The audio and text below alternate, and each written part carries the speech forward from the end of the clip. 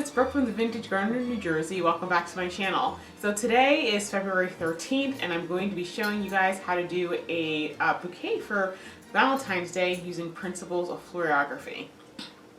So I was trying to figure out who I should do a bouquet for. Actually, I was planning to do a lot more and I totally forgot how expensive flowers are, especially around Valentine's Day. I feel like the prices were like jacked up when I went into the store. So I scaled it back and I'm only going to do one. And I decided that I'm going to do a bouquet that everybody can identify and probably everyone can do this Valentine's Day. And so this bouquet is dedicated to everyone's first Valentine. And who's that? That is Mom. So like I said, with floriography, every plant that you use has a significance. It has a meaning. And so if you're going to do a bouquet based upon principles of floriography, it's not going to necessarily have the uniform look of something that you're going to get in the store because, once again, you're trying to incorporate various meanings into it.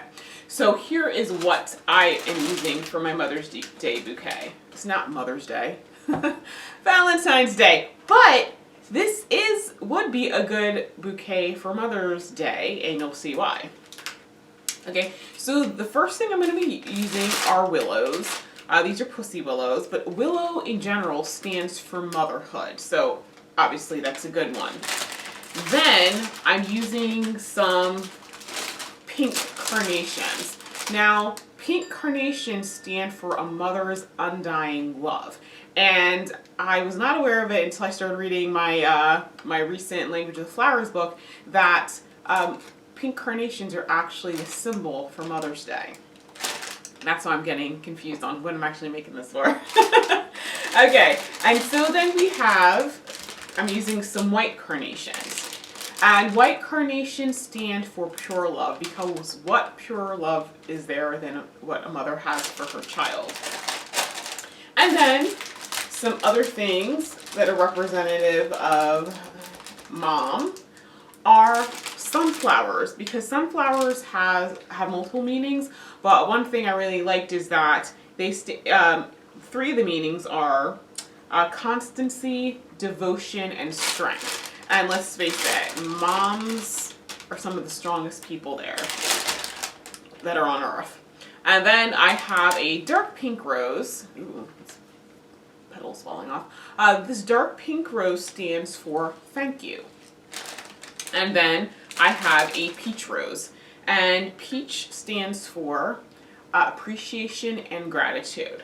So like I said, I'm doing this for Valentine's Day because, like I said, it's meaningful, but this is something that if you're going to do a bouquet for Mother's Day, this would be perfect because it's equally applicable. Now listen, there are other types of flowers that you can use that stand for things like constancy, devotion, strength. And like, for example, if there's other characteristics of your mother that you want to incorporate, obviously you can use those types of flowers. But because it was Valentine's Day, I was trying to stick more to a pink and white theme, but obviously I've got some peach in here, I got some yellow, so it's not gonna completely work.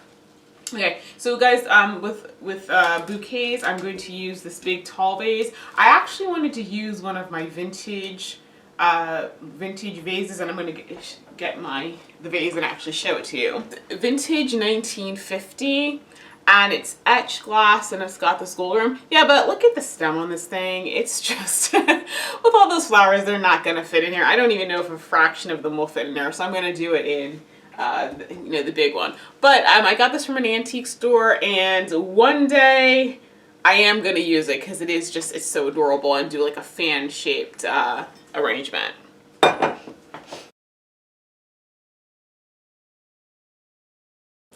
Okay, so guys, right now I'm going to add some water to my vase.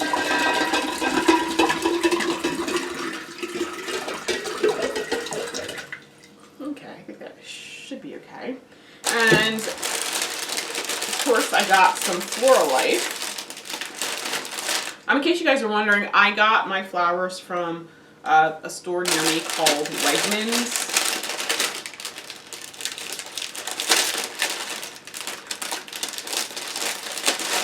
Trader Joe's is always another good option. They have a lot of flowers, more.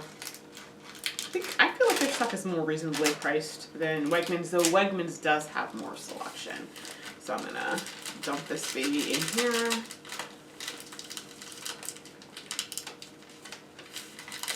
Now, unfortunately, my mom isn't getting my bouquet for Valentine's Day because she does live in a different state. So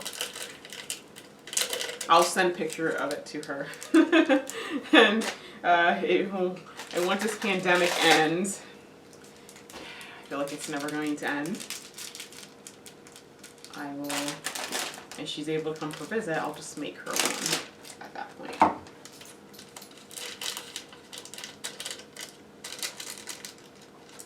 Okay. So that's that, and you know, I used to have some wooden skewers to kind of stir that up. Okay guys, so the first things first, when you're making a bouquet and you've got your water all set, I may add a little bit of water afterwards, but make sure that you take all the leaves off that would be under the water, because if you leave the leaves on, it's going to rot, it's going to make the water kind of nasty, and you're going to have to change it out more. And so that's just a good rule of thumb for any flower arrangement that you do. Now, these are just greens that the store had.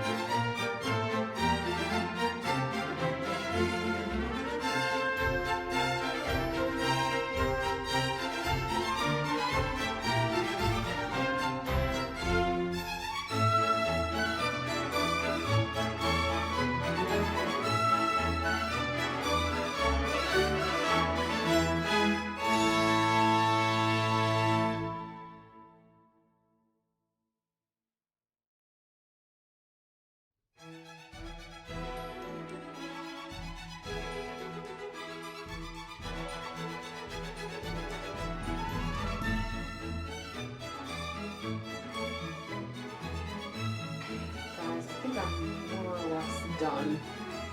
Okay, so let me bring you in for a close-up. Some of these, hopefully some sunflowers will open a little bit more once it sits for a couple of days. But actually, let me clean up my space first, and then I'll show you the flower arrangement. Okay guys, just a final run through of the plants. Pink carnations for mother's undying love. White carnation is for pure love. The sunflower is for constancy, devotion, and strength. The pussy willow is for motherhood. The dark pink is to say thank you, and the peach is for appreciation and gratitude. So I think this is a bouquet that every mother would like, and like I said, it's also appropriate to Mother's Day. Okay guys, so that's the bouquet. Hope you guys enjoyed that. If you did, give this video a thumbs up so other people can find it, and also share it so that other people can see it. And guys, last of all, don't forget to subscribe, because come on, I need more subscribers, guys. We gotta get this channel out to a lot more people. So I had a lot of fun with this bouquet. The great thing I think about this bouquet is that, you know, this was something I got from the grocery store. You know, it's February, so I don't have a garden.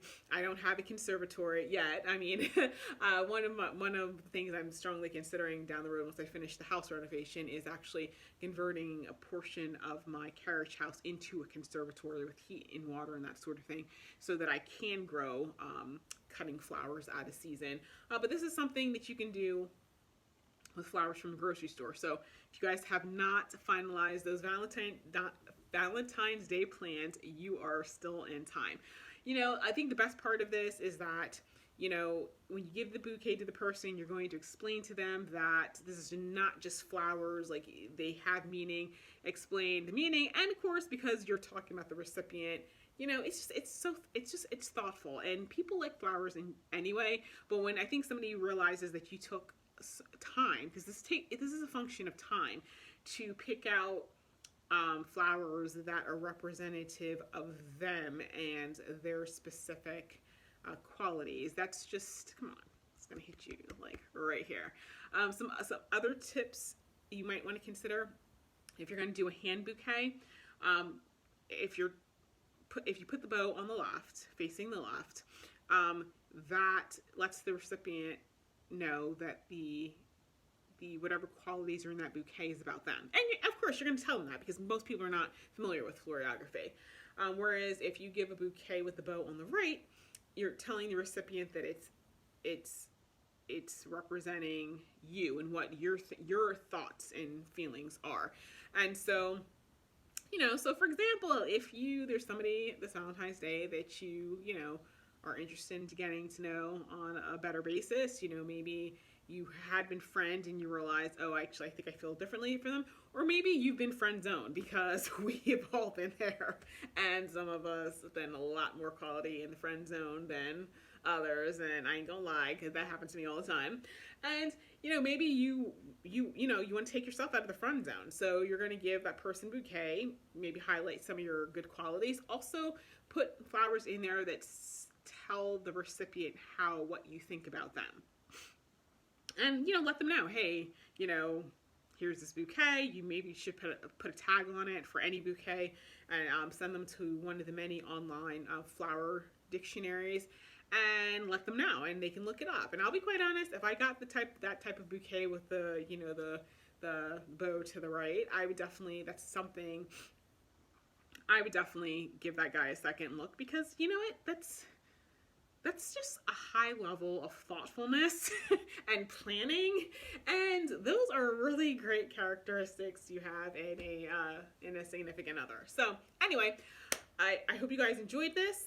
Next week we're back to more gardening stuff. I'm still winter sowing. I'm at, I think, like 1,200 containers at this point, and that number is only going to go up. And yeah, I'll be going over some plans for, you know, my planting guides and that sort of thing for spring. And so you guys might find that interesting. So thank you guys so much for watching, and I'll see you in the next video.